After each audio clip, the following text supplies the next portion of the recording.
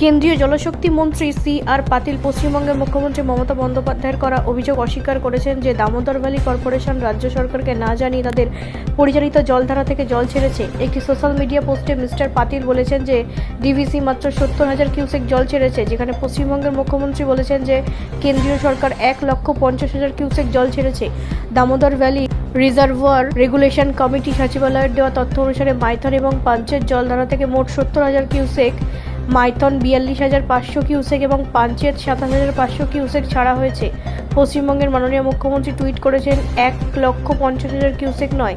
শ্রীমতী পাতিল বলেন, শ্রীমতী ব্যানার্জি একাধিক পোস্টে বলেছেন যে ডিভিসির জল ছাড়া পুজোয় ব্যস্ত থাকাকালীন লক্ষ লক্ষ মানুষকে কষ্ট দেওয়ার জন্য আমাদের ওপর বিপর্যয় ডেকে আনার ইচ্ছাকৃত চক্রান্ত লজ্জাজনক, অসহনীয়, অগ্রহণযোগ্য। আমরা এর প্রতিবাদ করছি। তিনি বলেন, ডিভিসি কর্তৃক একতরফা এবং ইচ্ছাকৃতভাবে জল ছাড়ার ফলে তারা আজ সন্ধ্যার মধ্যে মাইথন এবং পাঞ্চেত বাঁধ ইত্যাদি থেকে 1,50,000 কিউসেক জল ছেড়ে দিয়েছে, যাতে উৎসবের সময় আমাদের পশ্চিমবঙ্গ বন্যায় প্লাবিত হয়।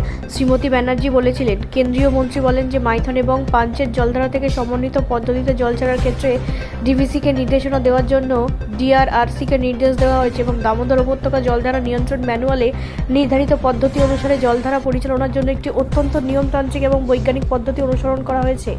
জল ছাড়ার আগে ডিআরসি সচিবালয় পশ্চিমবঙ্গ সরকারের সেচ ও জলপথ অধিদপ্তরের কাছ থেকে মতামত এবং মন্তব্য চাওয়া হয়েছিল, কিন্তু তাদের কাছ থেকে কোনো মন্তব্য বা ইনপুট পাওয়া যায়নি। ব্যুরো রিপোর্ট, রাষ্ট্রীয় প্রসার বাংলা।